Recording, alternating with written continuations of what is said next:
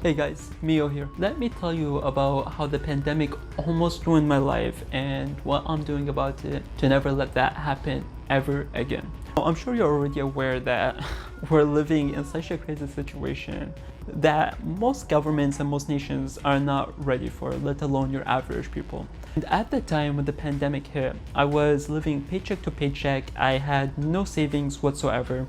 And to make things worse, I also had like $2,000 worth of debt, which is not that unmanageable, but you really don't want to be in that situation when you don't have a job. Within like a few days, I got laid off and I wasn't sure what I'm gonna do, what's gonna happen. And it just felt like the worst thing that's ever happened to me. I've never felt that stressed in my life before. Thankfully, we had government assistance and all these programs that were put in place to help us. That's fantastic, but if that wasn't put in place as fast as it was, I didn't know what I would have done. And I'm sure a lot of other people are in the same exact position as well. This just made me take a deep look on my finances, what I'm doing wrong and what I should do in the future. The first step I decided to do was to just pay off all my credit card debt. I no longer have any debt. I just started putting more money into my savings. The plan is to have 6 months worth of savings, so if we have another outbreak again, which is very likely based on what's happening in the US, we still have an outbreak, so that's not even contained yet. So this just made me reflect and look at how much I would actually need to be able to survive, just to have the bare necessities covered, which would include my rent, my utilities, and my food, which turns out to be around $1,500 to $1,600. So that's what I'm saving up towards now.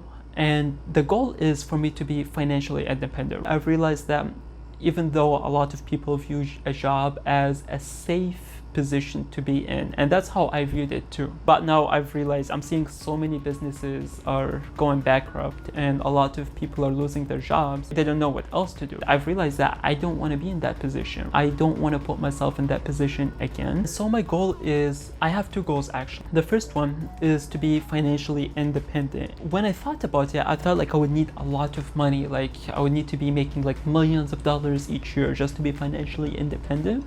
But now I realize that that's not the case at all. For me to be financially independent, I would basically only need $1,600 each month to just cover my basic necessities. And that for me would be considered financially independent, since from there, I could have the peace of mind of knowing that whatever happens, worst case scenario, I will always have $1,600 coming in each month to pay for the bare minimum, which is fantastic and I still don't have, but that's my first goal.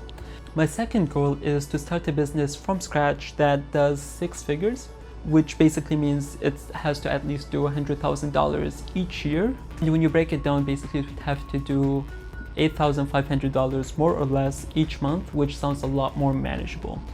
The plan is for me to launch this business, get it to the point where it makes $1,600 in profit each month, and from there, that's how I know I'm financially independent, and from there I could scale it to 6 figures. So it's a 2-step plan. I was thinking, I'm like, okay, so how am I going to get to this goal of being financially independent if I've never started a business before? I have a lot of skills, but nothing that I'm 100% proficient at. Like I'm just kind of good. So I thought of 3 options I could do to start this business. My first option would be affiliate marketing, and that's where you take products and services from other companies and you would sell them, and whenever you make a sale you get a commission. That usually depends on what company you're working with and what's the product, but the commission is anywhere from 2% all the way to 75% and sometimes even 90% for digital products. The great thing about it is you don't have to deal with customer service, shipping and handling, or anything like that. All you have to do is make the sale. The company is going to have to deal with like refunds, with like logistics, customer support, any and all those issues the company would take care of for you. You just take your commission and that's it, which makes it pretty great. Now, my second option is drop shipping, which is basically where you would make your own brand. You would make your own store online, and instead of you having to go to a supplier and buy this product in wholesale in bulk and have all this money tied up in inventory and you don't know if it's gonna sell or not, you could just go to these like websites where there are already suppliers that are selling at a wholesale price for individual items like AliExpress, and you would just take these products, take the pictures, put them on your website, mark the price to be more expensive than what is the wholesaler is selling it for, and you don't order anything. All you do is you drive traffic to your website, and as you make sales, you collect your customers' information and you give them to the supplier, and the supplier would be the person that's dealing with all the shipping and all the logistics. But the difference between drop shipping and affiliate marketing is in drop shipping, it is your own business. Now, if the product doesn't get shipped on time and doesn't get delivered on time, that's something that you are going to have to deal with. Now, if there's a customer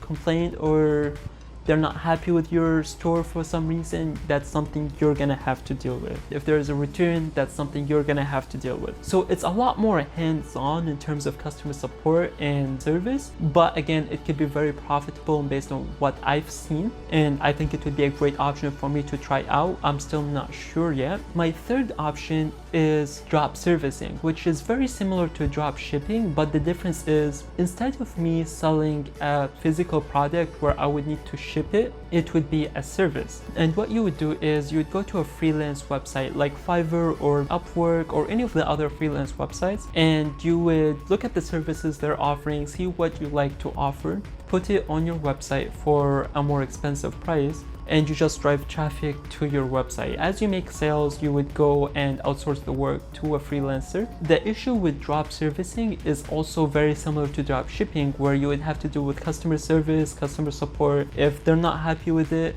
if they're not happy with the result that came out, you would still have to pay the freelancer and hire someone else. So there is some risk in there, and you need to make sure you're working with a good freelancer. You also do have to be building your own brand as well. These are the three options I'm considering trying the most, and they seem the most appealing to me just because they don't need that much of an upfront start in money. And all you have to do is basically just figure out how to drive traffic and make sales.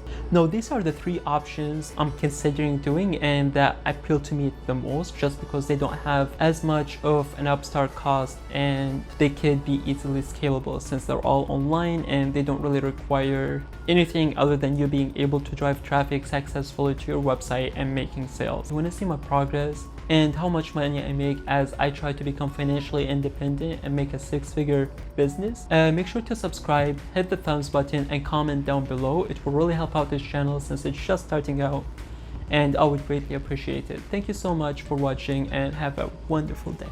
Peace.